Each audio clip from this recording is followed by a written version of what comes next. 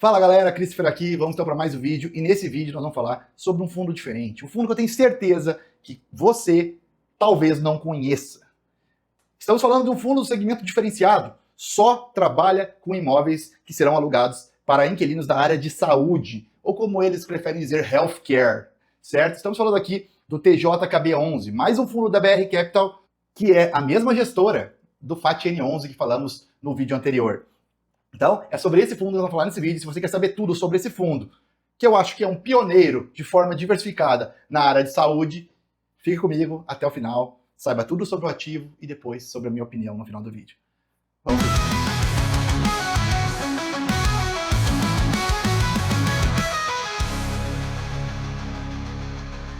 Bom, vamos lá, gente. Esse aqui, ele é um fundo pouco conhecido, TJKB11. Ele é um fundo que investe em healthcare, que é literalmente a área de saúde, gente. Os imóveis desse fundo serão todos alugados para hospitais, laboratórios, clínicas odontológicas, laboratórios de manipulação, coisas de saúde, certo? Estética. Sempre será alugado para esse tipo, né, de inquilinos. Então é sobre isso que nós vamos falar nesse vídeo. E vamos começar aqui com os indicadores básicos, né, que a gente sempre começa no início do vídeo aí, quando eu falo de um investimento individual. Vamos falar aí sobre os indicadores básicos. Já começo mostrando para vocês a cotação desse fundo. Como você já deve ter visto no meu vídeo que eu falei sobre o FATN11, o próprio gestor comenta que eles não têm interesse em uma grande liquidez, em um fundo gigante e coisas do tipo. Não é esse o interesse deles, e sim, naquele caso do FATN ser um fundo boutique, que é lá de lojas corporativas, é outra história. Mas aqui é a mesma gestora. E eles têm um viés mais conservador antigo, certo? Que é a BR Capital. E aqui o fundo tem uma cota base, eu acho que é base 200, né, gente? R$ 257,02 está essa cota neste momento. É uma cota com valor, né, financeiro maior, cada cota R$ 257,02. Ela tem um valor financeiro maior, mas eu achei muito interessante trazer esse fundo aqui para vocês. Ele é um fundo com pouca liquidez, ou seja, é um fundo que ainda está em fase de maturação, ainda está crescendo, está se formando, e é um fundo totalmente diferente de todo o resto que a gente tem no mercado. Ele é um fundo da área de saúde, como eles chamam, healthcare, tá? Ele é focado em imóveis somente para esse tipo de inquilinos, focados em áreas de saúde de média e baixa complexidade. Aqui, eles excluem todos aqueles negócios que tem, como aqueles fundos que são donos de um único hospital, e aí o hospital está com processo jurídico contra o fundo, e aí o governo juro, eles não pagam aluguel, o governo vai lá e mata a dívida como se nada tivesse acontecido, só prejudica o fundo imobiliário. Isso aqui, nesse caso, é mais difícil de ocorrer. Porque, além deles trabalharem com contratos longos, é claro, eles trabalham com diversificação de imóveis e diversificação de inquilinos da área de saúde, e eles fazem um estudo de viabilidade do inquilino para que não seja algo de alta complexidade. Eu acredito que, pensando até nessa questão de dificuldade, se precisar, por exemplo, desocupar o imóvel, ou tirar o inquilino de lá, ou cobrar alguma multa, para ter um pouco mais de facilidade e não ficar ferrado, igual outros fundos que tentaram explorar essa área, né, de saúde e acabaram se ferrando por causa desse tipo de situação. Então aqui é totalmente diferente, eles já têm um estudo de viabilidade, né, para inquilinato já focado, sem ter esse problema futuro. Então eu achei isso muito interessante. Lá nos Estados Unidos isso já é muito, healthcare lá já é muito explorado. Os REITs americanos lá já usam demais isso, e o Brasil tem que evoluir, gente. Fundos como esse tem que surgir, tem que dar certo. E os investidores têm que apoiar a ideia e têm que investir e têm que colocar esses caras para funcionar. Porque são essas inovações assim que fazem o mercado crescer. Senão nós vamos ficar a vida inteira investindo em shopping, laje e galpão logístico, sem ter outras opções de investimento. E isso não é saudável para o nosso mercado. Isso acaba virando uma bolha. Tá? Então eu achei muito interessante trazer esse fundo para vocês conhecerem. Eu sei que a cotação dele é mais alta, mas eu não acredito que essa cotação vai ficar assim por muito tempo. Eles vão acabar fazendo um desdobramento de cota de 1 para 20 aqui, de 1 para 10, transformando essa cota em 20 e poucos reais. Eu tenho quase certeza, porque o HGBS também era assim, e ele pegou e fez de 1 para 10, aí hoje o fundo é base 20. Então, esse é o TJKB11, um fundo da BR Capital, a mesma gestora do FATN11, que possui uma liquidez média diária ainda considerada muito baixa, tá, gente? R$ 132 mil ao dia em média. Então, entenda que, quando o fundo possui uma liquidez mais baixa, entenda-se que a volatilidade e o drawdown desse fundo podem ser maiores do que os outros, que têm uma liquidez média diária alta. Por quê? Pelo simples fato de que médios valores podem já balançar a cotação a mercado do fundo. Uma compra pesada ou levemente pesada já pode fazer o preço do fundo se mexer, certo? Realmente baixa a liquidez média diária desse fundo, mas até mesmo por causa da cotação dele, né, ser R$ 257 por cota. Eu acredito que isso faz um pouco de parte da estratégia do fundo e que busca um investidor mais qualificado, né, um investidor mais ciente do que está fazendo e não muitos inexperientes, para que o fundo seja um fundo de uma base de cotistas bem qualificada e menor. Então eu acredito que isso possa ser, né, isso já é um pouco da essência de alguns gestores da BR Capital. O Dr. João mesmo, ele tem mais essa essência mais antiga, mais conservador. Então ele é um cara muito inteligente e talvez ele não esteja errado, na minha opinião, em certo ponto. Mas eu acredito que em algum momento, né, eu acho que quem cuida mais desse fundo aqui é a Carolina Gregório. Tá? Tem até umas lives dela, eu assisti várias aqui, falando com outros investidores aí pela internet e explicando sobre o fundo. Eu achei bem interessante trazer esse conteúdo aqui para vocês e vou trazer da forma mais completa possível, tá? Então a liquidez média diária desse fundo é baixa e depois nós vamos voltar para falar sobre isso aqui, tá? O último rendimento desse fundo foi R$ 2,90 por cota, o que é, considerando a cotação atual, eu vou fazer a conta ao vivo aqui para vocês. Vamos lá. Foi um dividendo de 1,12%. Lembrando que aqui estamos falando de um fundo de tijolo, gente. Certo? 100% tijolo. Certo? Ele tem, segundo o Funds Explorer aqui, e eu também fiz a contagem olhando o relatório, esse fundo, pelo que eu vi, possui 10 ativos imobiliários. No relatório tem uma parte lá que eles falam em 30 e poucos ativos em carteira, mas ao que tudo indica ali é 10, né? 10 edificações aí, 10 ativos de tijolos que eles possuem em carteira, né, que fazem o fundo rodar. Já já nós vamos falar sobre cada ativo, vamos falar sobre os ativos em si, mas vamos seguir aqui nos indicadores primeiramente. Nos últimos 12 meses, entregou 14,10% de dividend yield, ou seja, um dividendo bem competitivo, um dividendo acima da média de tijolos no mercado, certo? Tem algumas pegadinhas aqui que nós temos que conversar, mas é isso aqui, o fundo entregou 14,10% de dividendo ao longo do tempo. É um fundo ainda pequenino, 302 milhões de patrimônio líquido, já foi anunciado que podem fazer algumas emissões no próximo ano, chegar até mesmo a meio bi de tamanho, eu acredito que vão conseguir, tá? Porque é um fundo inovador que está performando bem, e o valor patrimonial dele hoje está em R$ 259,59 por cota. Então temos aí um descontinho de 0,99, um desconto de 1%, né? Seria 1% de desconto sobre o seu preço justo no momento em que eu gravo esse vídeo, tá? É um fundo bem interessante, vamos ver aí a média de dividendo deles, histórico, né, dividendo, vai aparecer na tela para vocês. Veja aí que desde 2022 o fundo entrega igual um reloginho, teve algumas quedas pelo caminho, depois ele volta a crescer novamente, depois tem um pancadão, provavelmente por conta de alguma venda de ativos, né, não recorrentes. Já deu para perceber só pelo gráfico que esse fundo não é tão consistente e linear. Ele tem altos e baixos no dividendo, mas ele, de 2024 para cá, ele tenta manter uma constância nos seus dividendos, o que mostra uma maturidade, né, da gestão em relação aos proventos pagos pelo fundo. É um fundo basicamente novo, começou aí, o primeiro aqui no gráfico mostra a partir de 22, talvez tenha começado em 21. Vamos ver se eu consigo pegar aqui a data de IPO desse fundo. Este fundo começou em 8 de dezembro de 2020, tá, gente? Foi quando ele começou, né, foi solto aí na bolsa para mercado secundário para a galera comprar. Então o IPO dele foi em 2020, final 2021 praticamente, né, mas é um fundo que entrega dividendos consistentemente. Entregou aí mais de 1% no último mês. Então, estes são os principais números aí. Lembrando que ele está com uma vacância zerada, todos os seus imóveis estão alugados, os contratos são longos, é um fundo que trabalha com contratos longos, e ele também possui um outro fundo dentro dele que pertence à mesma casa, que foi um BTS, um Build to Suit, que eles construíram um fundo para fazer um imóvel para um inquilino em específico. Então foi um imóvel sob medida para aquele inquilino, com contrato de longa duração, e este fundo aqui do TJKB11 comprou esse outro fundo, e esse fundo, então, ele está dentro desse aqui. Questões aí, né, de manobras regulatórias e tudo mais que os fundos fazem, né, um fundo dentro do outro, incorporando o outro para poder, né, não mexer aí daqui a pouco na estratégia do fundo e tudo mais. Então, este é o TJKB11 e agora vamos começar a detalhar algumas coisinhas sobre esse fundo aqui para vocês. Como vocês podem ver aí na tela, estou colocando agora, esse fundo ele está crescendo, gente, está evoluindo legal, a evolução da quantidade de cotistas deles por trimestre tem aumentado bastante. Eles começaram lá, tinha preço lá em 21 a 52, aí diminuíram até as cotistas, aí foi para 76, subiu para 82, caiu de novo, e aí depois disso, de 24 para frente, que é quando a gente começa a ver ali, né, uma linearidade de dividendos, conforme eu falei anteriormente, o fundo começa a ter uma evolução muito grande né? Uma evolução muito grande de cotistas, batendo seu topo histórico de cotistas aí agora, no quarto trimestre de 2025, com 441 cotistas. Provavelmente no próximo relatório já estará, esse relatório aqui que eu estou vendo é de outubro, né? Saiu em dezembro, como todos os fundos, 2 meses de atraso no relatório, né? Parece uma regra de mercado isso, né? Infelizmente. 441 cotistas no momento, um fundo bem pequeno de cotistas, né? Mas com mais de 300 milhas, gente. Então, é um fundo com bastante dinheiro, querem chegar a meio bi agora no próximo ano, e está crescendo. Vamos ver se eles vão conseguir, né, esse feito. Eu provavelmente serei um dos primeiros 500 cotistas do fundo, ao que tudo indica. Tá? Em relação à alavancagem desse fundo, ele tem 2 CRIs, certo? Vai aparecer um detalhamento para vocês aí, segundo está no relatório. Né?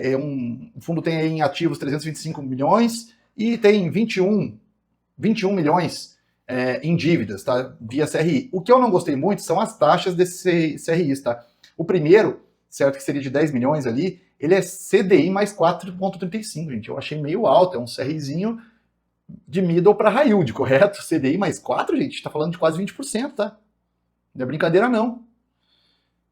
Juro mensal. E o segundo CRI, tá, que vence em janeiro de 34, é IPCA mais 9. Pesadinho também, tá? Pesadinho também. Uma carênciazinha de pagamentos ali, mas são 88 parcelas e outra é 48. Então, assim, 21 milhões aí, equivalente a mais ou menos 6% do patrimônio do fundo. Tá tranquilo, via de regra, tá tranquilo. Alavancagem pequena para um fundo desse porte, tá beleza. Deve crescer mais, então, bem tranquilo mesmo. Não tem maiores preocupações. Os contratos são longos, tá, gente? Os contratos desse fundo são bem longos. Tem um prazo médio aí, ó, de 8,83 anos, tá? A média ponderada dos contratos aí que eles têm. Vamos agora aqui falar de outra coisa. Eu não achei o histórico de valor patrimonial do fundo. Apesar de ser um fundo com poucos anos de duração, a gente não tem essa informação. Achei isso um pouco chato, tá? Eles deveriam botar o patrimônio histórico aí, disponibilizar a evolução da cota patrimonial desse fundo ao longo do tempo, pra gente ver o quanto ele se valoriza ao longo do tempo em relação ao seu patrimônio. Isso eu acho que faltou essa informação no relatório. Achei o relatório meio pobre de detalhes, mas eu acho que com o tempo eles vão melhorar isso aí, tá?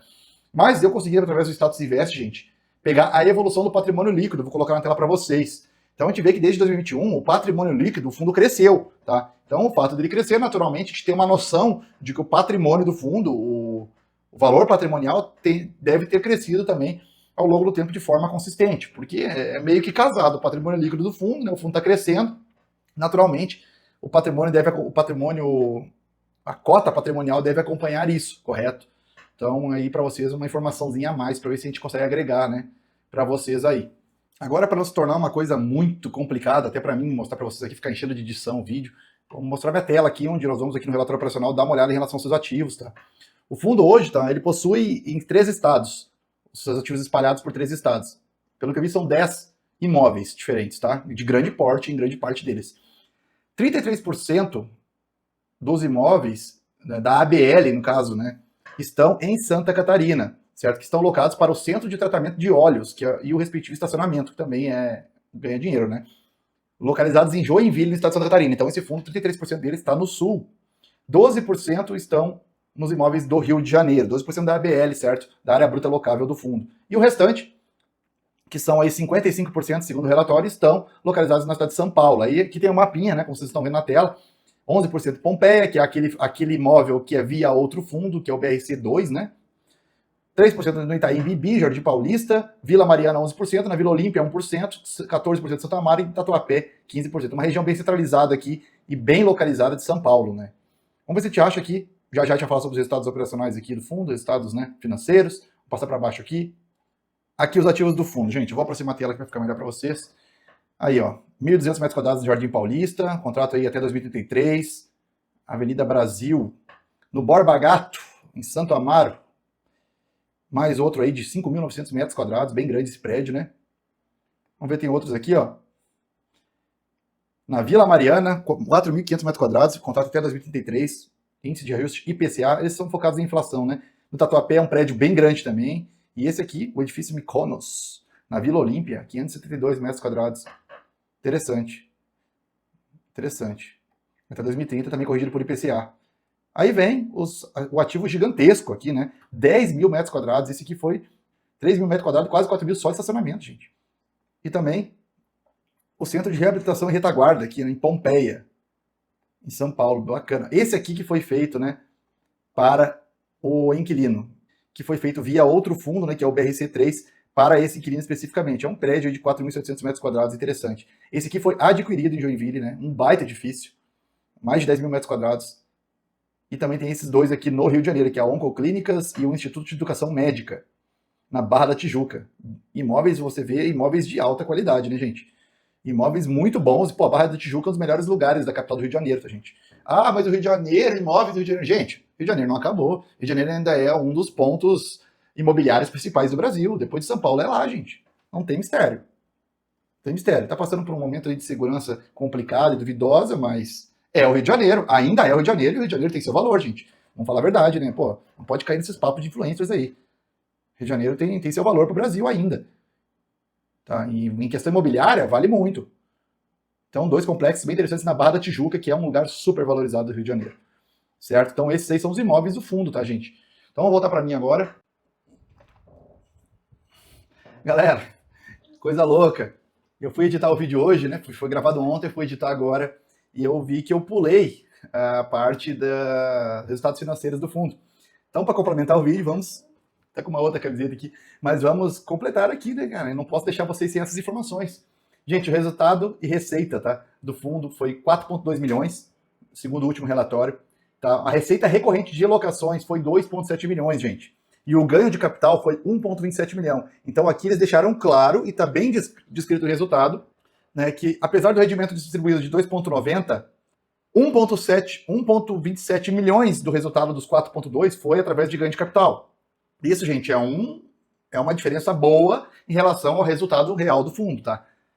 Real que eu digo das receitas recorrentes do fundo. Então entenda que, apesar de eles estarem mantendo, né, os dividendos estáveis aí ao longo dos últimos meses, esses 2,90 por cota, tem ganho de capital no meio. Porém, a gestão afirmou em entrevista abertamente que esta gestão ativa faz parte da tese do fundo também. Então podem ficar tranquilos.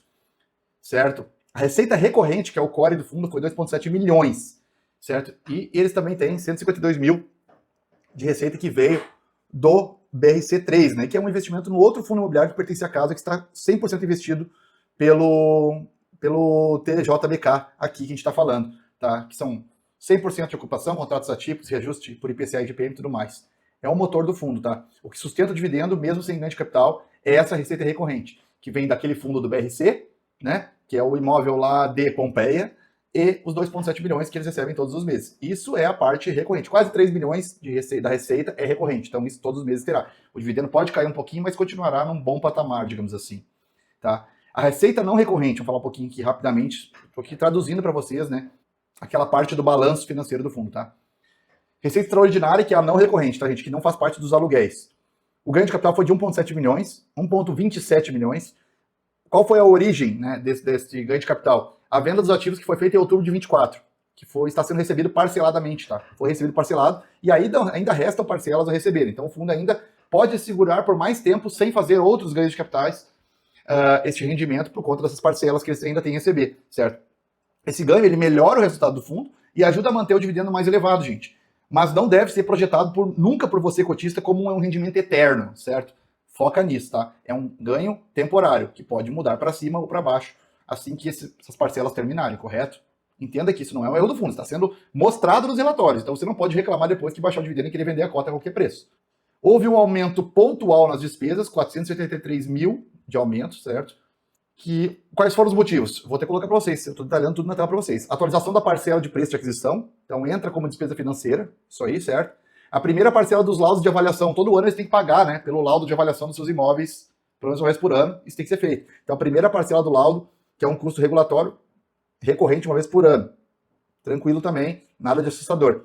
Não é estouro de custo estrutural, tá, gente, do fundo, problemas estruturais do fundo, não. É despesa pontual, tá, que está ligado ao crescimento e obrigações regulatórias que o fundo tem. Então, tudo tranquilo até então. O fundo conseguiu manter o dividendo intacto mesmo assim, tá, gente? Foi feito reajustes contratuais, né, positivos no fundo, de IPCA, que foi acumulado, né, de 5,17%, incidiu sobre o centro de terapia e o estacionamento vinculado, né, ao prédio. Então, já houve um reajuste positivo no fundo aí que vai aumentar a receita, naturalmente. Ele está protegendo o poder de compra da renda, né, ajustando o contrato sem conflito com o inquilino, isso é muito bom. O que a gente vê muito em fundos de saúde e hospitais, principalmente, é isso. O inquilino brigando na justiça porque não quer que aumente o aluguel. E estão mantendo uma previsibilidade de renda, o que é o que todos buscam nesse fundo, que passou por altos e baixos no início, certo? Agora a gente vê que ele está se reforçando estruturalmente, né? Reforçando o perfil defensivo do fundo, é claro. Gente, em relação ao caixa, o que mudou, tá? De entrada, entrou a penúltima parcela da venda dos ativos Morumbi e Ana Rosa, certo? Que foi aqueles de outubro de 24 que eles venderam. E saiu a quitação da última parcela do Centro de Terapia, Reabilitação e Retaguarda, tá? Então, a última parcela, então, mais um ativo aí quitado, tá? O caixa oscilou porque o fundo está finalizando o ciclo de reciclagem de portfólio e aquisições, tá? E não por problemas operacionais. Então, mais um ponto positivo aqui, estamos tranquilos. Então, em relação aos pontos fortes e positivos do resultado financeiro e do último resultado que saiu para nós, que é em relação a outubro. 2,90 por cota mantidos por meses. Isso dá uma previsibilidade de renda para o cotista, é o que todos querem. Resultado recorrente sólido, tá? A alocação cobre boa parte do dividendo, por mais que tenha ganhos de capitais, ainda é uma fração pequena. Contratos longos e atípicos e com um vault, né, elevado, que é o prazo médio ponderado, né, dos contratos, que é de 8, quase 9 anos, né, então está muito tranquilo. Reajustes inflacionários estão funcionando, o fundo está reajustando por inflação acumulada tranquilo. Não tem inadimplência, baixa inadimplência histórica, certo? Está usando de forma inteligente o ganho de capital, ele complementa a renda, mas não substitui a renda. Isso é muito bom, ele complementa, né, e vai linearizando os ganhos. Isso é o que todos esperamos para a previsibilidade de renda num ativo de renda, certo? Qual é o perfil que eles querem mostrar para você quando eles mostram essa receita aqui? Um perfil claramente defensivo, previsível e de renda. Por mais que a volatilidade não mostre isso, o drawdown histórico não mostre isso, o fundo daqui para frente tende a caminhar numa trajetória mais correta, tá? Alguns pontos de atenção em relação ao resultado financeiro do fundo, tá? Parte do dividendo vem do ganho de capital, então sim, a gente já falou sobre isso. Fique atento que o dividendo pode baixar, isso não é um ganho eterno, certo? Não é ruim, mas também não é perpétuo, e isso é um problema ainda nos fundos imobiliários para os inexperientes, certo? Quando o ganho acabar, o dividendo tende a convergir para uma renda mais recorrente. E quando isso acontecer, provavelmente teremos uma queda brusca de cotação por causa dos vendedores que só olham para o dividend yield, certo? A liquidez do fundo ainda está em construção, então pode gerar volatilidade em momentos de estresse, como a hora que essa renda baixar. Tá? Então esteja preparado para isso, se você for investir nesse fundo. E despesas pontuais podem gerar um ruído mensal no fundo, sem comprometer a tese, mas afetam a leitura, né, superficial do fundo para quem vê de fora. Não é um fundo de crescimento explosivo, gente, não vai ser. É um fundo que busca consistência e previsibilidade, mas ainda está buscando por isso. Não chegou nesse patamar ainda, certo? O TJ, né, vou chamar de TJ. O TJ, gente, hoje tem uma renda mais previsível, sustentada por contratos longos, atípicos com reajuste inflacionário. Parte do dividendo é reforçado por ganho de capital, o que melhora o retorno do curto e médio prazo, mas o investidor precisa saber separar o que é recorrência de não recorrente, tá?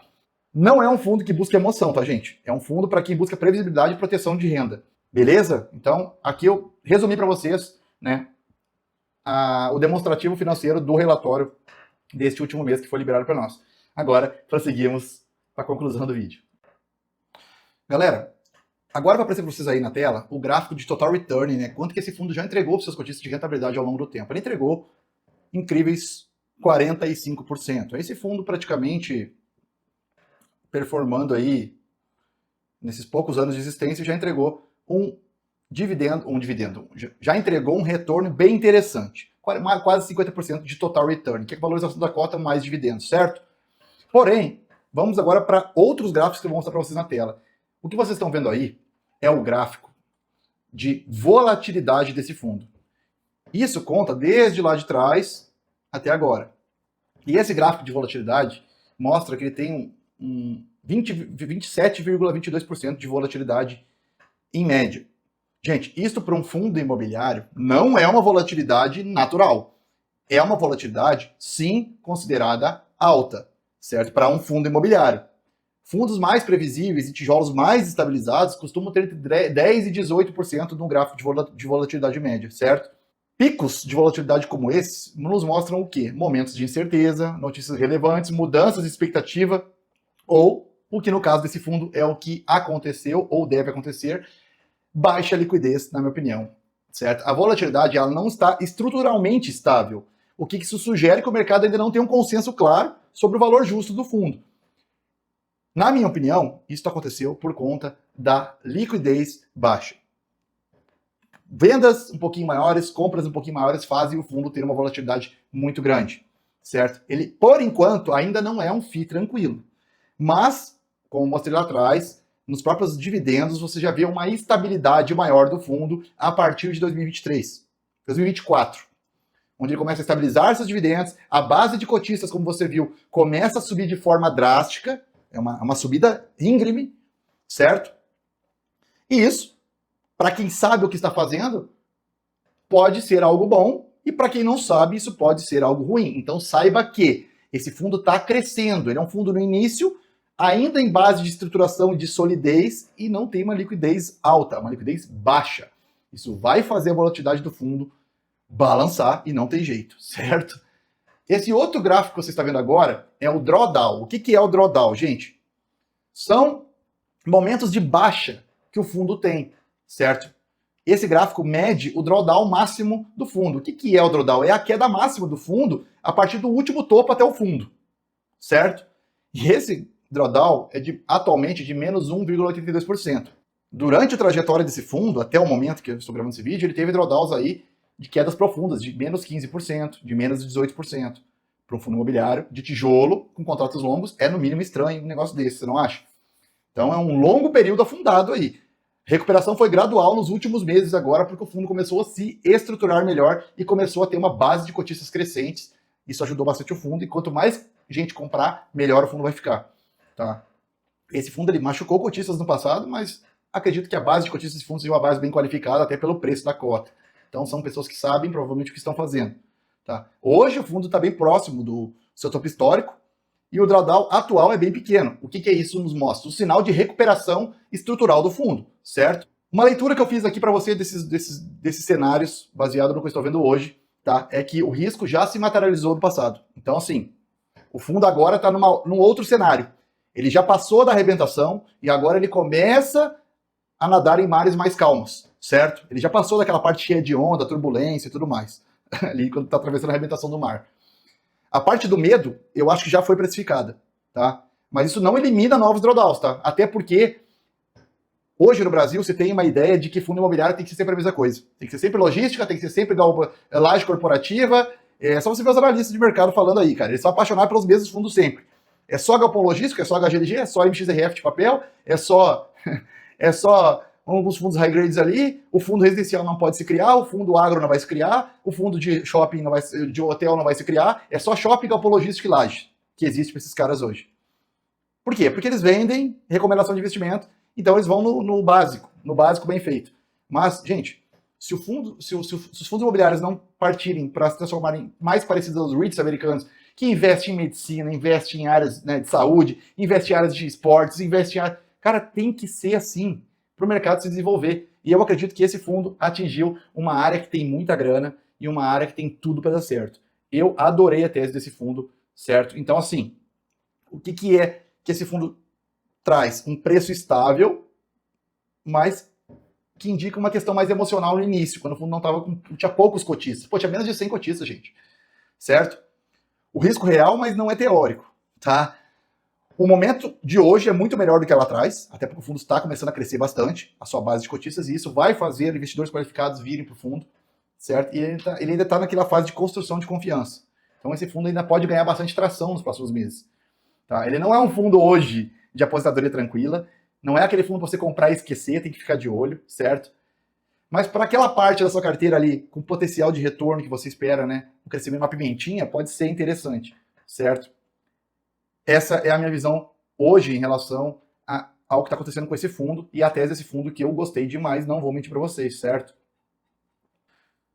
Então, gente, é um fundo que tem uma tese de segmento de saúde, ativos majoritariamente Sudeste e Sul, contratos são 100% atípicos e longos, a vacância do fundo é zero, certo? E tem tudo para ser um fundo bem defensivo, tá, gente? Na minha opinião, ele vai ser um fundo defensivo, sim. Pontos de atenção, liquidez extremamente baixa, poucos cotistas ainda, mas já estamos passando de 400, deve fechar o ano acima de 500. O volume diário ainda é irrisório para fundos imobiliários, então precisa aumentar essa liquidez. E o preço fica parado por muito tempo, principalmente por causa da falta de negociação no mercado. Então, assim, saiba que se você juntar um capital grande nesse fundo, para entrar e sair não é tão fácil. Porém, eu, por exemplo, que tenho interesse nesta tese de investimentos, vou dar essa voto de confiança, provavelmente, para a gestão, e vou colocar um capital legal para mim começar a me posicionar nesse fundo no próximo ano de 2026. Os relatórios, ainda falta informação, precisa ter um valor patrimonial. Pô, não falou sobre os inquilinos, eu queria saber mais sobre os inquilinos que estão, né, neste fundo. O histórico da cota patrimonial também não tem, então pouca informação no relatório e atraso de 2 meses, como grande parte dos fundos imobiliários. A alavancagem, apesar de ser pequenininha, eu acho que podia ser mais bem comunicada, tá? Mas eles colocaram as informações lá, não tem muito mistério, né, gente? É uma alavancagem de 6%. A renda desse fundo, ela não é 100% do resultado dos aluguéis, gente. Eles falam isso lá no relatório, mas entenda que, por exemplo, dos 36 milhões de receita, 11 foram de não recorrentes, tá? Que são renda de vendas que eles fizeram ali atrás, parcelas que eles têm a receber, parcelas que eles... Entenda que esse fundo faz bastante ganho de capital também, então eles também têm essas questões aí de comprar e vender ativos, fazem gestão ativa também. Ele não vai ficar limitado somente ao aluguel. Eu acho que isso corre um pouco de cotistas do fundo, com um pouco de cotistas do fundo que querem mais previsibilidade de renda. Eles precisam estabilizar melhor, né, a renda para o cotista. Então, isso é uma coisa que eu acho bem importante eles levarem em consideração, né, nesse fundo também. O que eu vejo até agora do TJ KB11 é que ele não falhou na tese. A tese é perfeita e eu acredito muito na evolução dessa tese. E o fundo está crescendo. O que ele falhou ainda foi em convencer o mercado. Quem fez isso lá no passado foi o Lug11, que agora hoje está com outro nome, né, lá no Banco Inter e tal, o fundo de residências, de aluguéis residenciais de pessoas físicas, né, de apartamentos e tal. Eu acho que aquele fundo tem um potencial também, mas ele também não conseguiu convencer o mercado. Tá? Então, isso prejudicou bastante também o fundo naquela época. Eu assisti toda a live com a gestora Carolina, né, Gregório, e assim, olhando do ponto de vista dela, é um case que tem tudo para ser um case perfeito. É um fundo que tem tudo para ser defensivo, resiliente, contratos longos, renda pode passar a ser previsível. Quando eles começarem a fazer um pouco menos de ganho de capital do jeito que eles estão fazendo e fazer mais, né, trabalhar mais esse dividendo em cima de resultados reais do fundo. Baixa alavancagem de risco controlado. Isso é o que a gestora nos passa no podcast, embora algumas coisas ainda sejam meio... né, tem um ponto de interrogação em algumas partes das coisas que ela falou. Então, o portfólio é de baixa e média complexidade, então eles não têm aquela questão, né, de inquilinos que vão dar incomodação para o fundo, regulatórias e jurídicas. Nada muito especulativo, está tudo alugado, 100% de ocupação, sem hospitais de alta complexidade, como já falei. A correção é majoritariamente IPCA, sem revisionais, as multas são indenizatórias, garantias são bem robustas, o histórico do fundo é sem inadimplência e é uma renda harmônica. Tá? Mas precisa ficar mais harmônica ainda para atrair mais cotistas. Na minha opinião, é claro. O fundo faz vendas recorrentes, tem ganhos parcelados, complementa o rendimento com isso, com esses ganhos de capitais. O pipeline de novas vendas existe, então, e também tem o pipeline de novas aquisições. E também eles já anunciaram que querem fazer uma emissão para meio bi de patrimônio. Então, assim, a gestora ela assumiu claramente que o resultado também vem do giro de portfólio, não somente, né, de renda recorrente do fundo. Então, já sabemos agora que a gestão ativa também vai fazer parte da vida do cotista desse fundo. E mesmo com a gestora falando tudo isso, né, parecendo uma coisa muito linda, e realmente é uma tese muito bonita, o fundo apresenta volatilidade acima do esperado, por ser pequeno, na minha opinião, sofreu drawdowns relevantes, ou seja, quedas pesadas, negocia com desconto frequentemente, agora que ele teve uma leve alta em 2025, está encostando no preço justo, e pouquíssimos cotistas. Tá? Isso não é compatível com a tese que o fundo vende, por isso que eu acho que existe uma assimetria que a gente pode se apropriar aqui e se aproveitar, né, para entrar antes da onda passar. Tá? Para quem tem interesse nesse tipo de tese, como eu, é agora o momento, certo? Se vira um market, esse fundo vai se sobrevalorizar com certeza, de forma muito rápida. Então, não é a opinião minha, é a precificação do mercado que está me dizendo isso. Está na tela, não é eu, entendeu? Então, gente, na minha opinião, para concluir esse vídeo, já ficou bem longo, o TJKB11, ele pode ser um fundo bem intencionado, boa tese e com ativos interessantes. O que o mercado está dizendo por enquanto? Que enquanto não existir uma previsibilidade plena, eu vou exigir um prêmio de risco, que é um desconto sobre o valor patrimonial. Esse prêmio de risco é desconto, volatilidade e possíveis quedas fortes. Então, para quem tem estômago, isso ainda é oportunidade. Para quem não tem, fique de fora desse fundo. Esse fundo não é para você, certo? Essa é a minha opinião. Esse fundo é bem interessante, tem uma tese magnífica, já tem imóveis bem qualificados, precisa melhorar algumas coisas, é um fundo que está crescendo, a sua base de cotistas cresce todo dia. O atraso no relatório é uma coisa que vai correr com muita gente, certo? E também precisa melhorar o seu relatório com mais informações para a gente ficar, né, ser uma forma mais transparente com os cotistas. Isso eu tenho certeza que vai ajudar muito a gestora e este fundo crescer no mercado e se beneficiar de ser um pioneiro de healthcare no Brasil, certo? De forma diversificada, eu acredito que eles são pioneiros e tem tudo para dar certo se eles fizerem um trabalho bem direitinho. A BR Capital, ela é competente, eu tenho certeza que eles vão conseguir melhorar a estrutura desse fundo, aumentar esse fundo, estabilizar os dividendos e atrair muito mais cotistas com alguns pontos a melhorar aí que a gente citou durante esse vídeo. Espero que vocês tenham gostado. Me fale o que você achou dessa tese, né, de área de saúde, sem correr tanto risco jurídico. O que você achou? Dá sua opinião aí, coloca nos comentários. E eu também acho, para você aí que achou muito cara a cotação, que em breve eles vão fazer um desdobramento e esse fundo vai cair para base 20, cota R$20 ou algo do tipo. Como está sendo a maré toda aí, tá nadando para o mesmo lado, eu não acredito que eles vão nadar para o lado contrário em relação a esse tipo de pescar a liquidez das pessoas físicas no mercado. Tá bom? Espero ter gostado e vamos para o próximo vídeo, gente. Até a próxima!